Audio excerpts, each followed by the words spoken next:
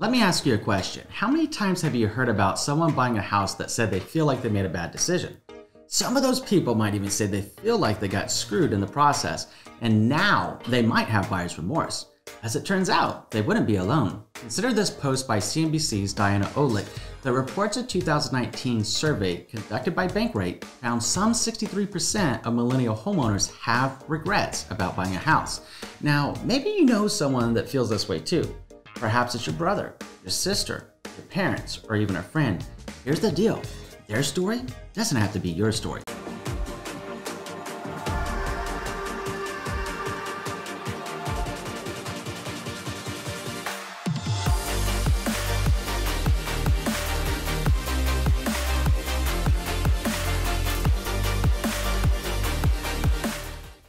If you're new here, thank you for joining in. My name is Andrew Finney, and I'm an active real estate agent in Las Vegas, Nevada.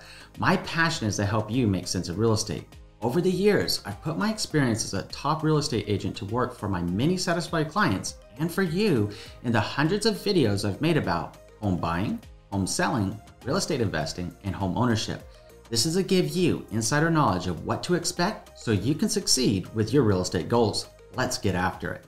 Just a quick heads up, the best way I know how to share the ways not to get screwed buying a house with you is to break it into 7 different parts. After all, the best way not to get screwed is by first knowing what to expect and what to watch out for moving forward. So we're going to go over the following topics in the next few videos. Number 1, why getting SOS leads to SOS. Number 2, simplifying the home buying process step by step. Number 3, how to find the right real estate agent and loan officer for you. Number 4, how to get a home loan. Number 5, important questions to ask before buying a house. Number 6, how to know your all-in cost when buying a home. Number 7, the importance of contingencies in your offer. So let's begin with the first of 7 videos in the series. The 8th video is a marathon version for anyone that wants to watch all 7 videos in one video. Lean in with me. Here we go. Topic number 1, why getting SOS leads to SOS. So what is SOS? Originally, SOS is the Morse code for distress. Well, at least before we started creating so many abbreviations and acronyms for everything like LOL, right?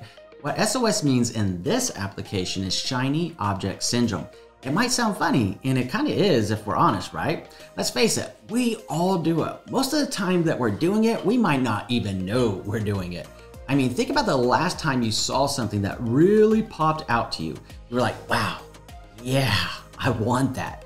To better help you wrap your mind around this, consider if you're a techie person, it could be the latest smart tech that CES announces every year, like a rollable phone that can turn into a tablet or Samsung's new house cleaning robots. Now, don't know about you, but I definitely want one of those robots or a whole lot of them. They're so cool. Now, if you're a beauty maven or even a fashionista, perhaps it's the latest product line or the hot trends to watch. Or if you're into cars, it could be something like the jaw-dropping Bugatti Divo. By the way, the Bugatti Divo comes with an earth-shattering price of $5.8 million. That's insane, but such an awesome car. Just imagine what kind of home you could get for $5.8 million. Now, yeah, $5.8 million for a house. Okay, that would be like this 10,000 square foot home in Nashville, Tennessee for just under $5 million. With $800,000 or left or so in the bank, what would you do with all that money? Okay, so you get the point. SOS, shiny object syndrome, is super easy to get and we all do it. So you might be wondering, what does SOS have to do with buying a house? As it turns out, quite a bit. The way SOS happens in real estate is when someone sees the sexy pictures of a brand new model home or listing photos that arouse your excitement and stir your deepest emotions. The reason this can screw you in real estate is because if you get distracted by the noise and marketing, you can miss out on finding the right home for you.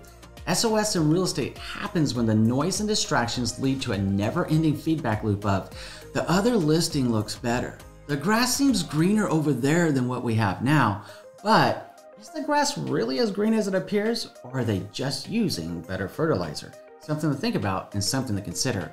In the worst case scenario, homebuyers can get so emotionally attached to a house that they begin waiving contingencies meant to protect them, only to find themselves out of potentially many thousands of dollars. More on how to make sure that does not happen to you is coming in video number 7. As if possibly losing thousands of dollars, your hard-earned money isn't bad enough, SOS could also cause you to overlook potential flaws in the home inspection. The home inspection issues could come back to bite you later.